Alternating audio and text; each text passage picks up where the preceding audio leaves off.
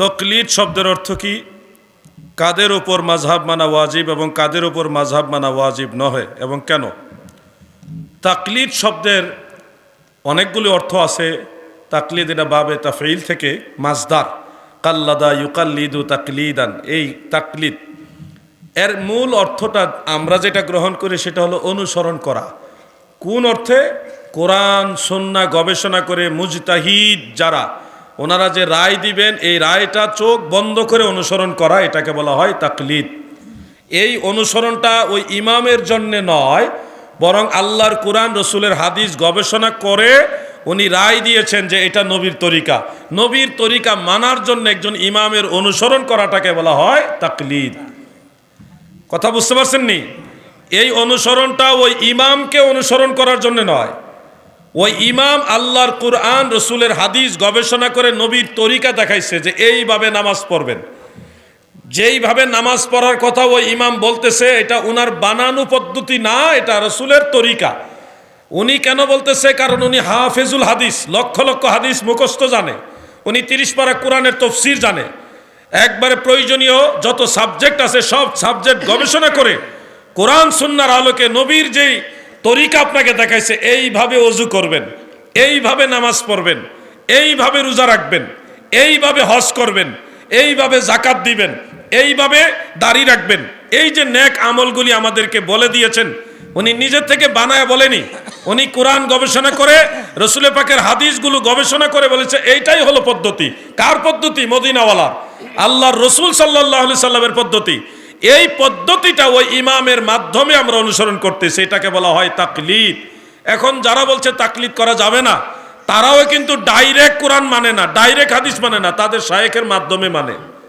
তা আপনার আলবানির মাধ্যমে যদি কোরআন সুন্নাহ গবেষণার যে রায় এগুলি মানতে পারেন, তাহলে ইমামে আজমের মাধ্যমে আমরা মানলে এটা তো আলাদা সিস্টেম না।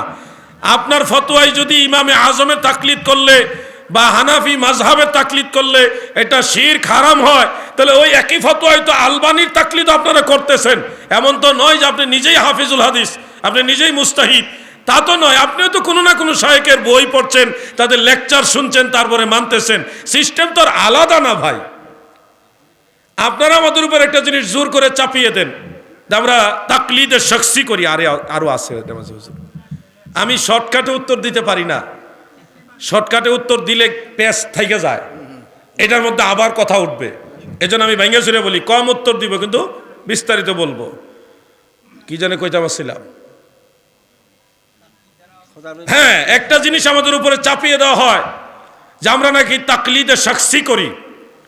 শুনুন, আপনি জানেনই না আমরা ইমাম আবু হানিফার মাযহাব অনুসরণ করি। বিষয়টা কিরকম অর্থে?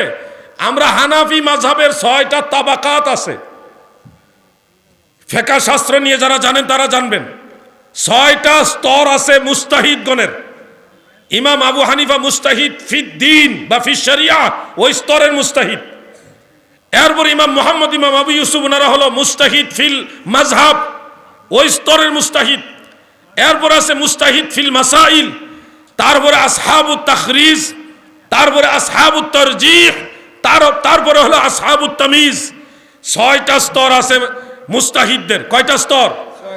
এই 6 স্তরের মুস্তাহিদরা শুধু ইমাম আবু হানিফা রাহমাতুল্লাহ আলাইহি নয়, শুধু ইমাম মুহাম্মদ ইবনে হাসান নয়, শুধু ইমাম আবু ইউসুফ নয়। আমরা শুধুমাত্র ইমাম আবু হানিফার ইজতিহাদ ফলো করছি এরকম না। আমরা শুধুমাত্র ইমাম আবু ইউসুফ, ইমাম মুহাম্মদ, ইমাম জুফার ওনাদের অনুসরণ করছি না, বরং এই 6 স্তরে যত মুস্তাহিদ আছে, অনেক মাসালা ইমাম আবু হানিফা একরকম দিয়েছে, পরবর্তীতে ইমাম মুহাম্মদ আরেকভাবে দিয়েছে। আমরা ইমাম আবু হানিফারটা বাদ দিয়ে ইমাম মুহাম্মদেরটা ফলো করছি। অনেক মাসালা ইমাম মুহাম্মদ একরকম বলেছে, পরবর্তীতে ইমাম কাজী খান আরেক রকম বলছে। এক্ষেত্রে আমরা ইমাম কাজী খানেরটা মানতেছি, অনেক ক্ষেত্রে ইমাম আবু ইউসুফেরটা মানতেছি, অনেক ক্ষেত্রে ইমাম আবুল হাসান কারখিরটা মানতেছি, ইমাম কুদুরি, ইমাম মুরগেনানি ওনাদেরটা মানতেছি। মানে 6টা স্তরের মুস্তাহিদরা সবাই চুল ছাড়া বিশ্লেষণ করে আল্লাহর কুরআন রসুল পাকের হাদিস সমূহ গবেষণা করে যেই পদ্ধতি আমাদেরকে দিয়েছেন যে এই হলো রসুল পাকের তরিকা, নামাজ, রোজা, হজ, যাকাত, যাবতীয় ইত্যাদি, এইভাবে আমরা মাযহাব মানি। আমরা শুধু তাকলিদে শখসি করি না, আমাদের উপর চাপায়া দেন যে আমরা তাকলিদে সাক্ষী করি। তাকলিদে সাক্ষী হলো নির্দিষ্ট একটি ব্যক্তিকে অন্ধভাবে অনুসরণ করা। আমরা ইমাম আবু হানিফার সমস্ত রায় কেউ অন্ধভাবে অনুসরণ করি না, বরং ইমাম আবু হানিফার অনেক মাসালা ওনার ছাত্ররাও অনুসরণ করতেন না। ইমাম মুহাম্মদ রহমতুল্লাহ আলাইহি, ইমাম মুহাম্মদের অনেক মাসালা রয়েছে পরবর্তীতে অনেকে অনুসরণ করে নাই, নতুন করে আবার ইজতিহাদ করে রায় দিয়েছেন। আপনাকে জানতে হবে, না জেনে বলতেছেন আমরা তাকলিদে সাক্ষী করি। আমরা হানাফি মাযহাবের অনুসরণ করি, এই মাযহাবের নির্দিষ্ট কোনো ব্যক্তিকে অনুসরণ করি না। কেন হানাফি মাযহাব অনুসরণ করেন?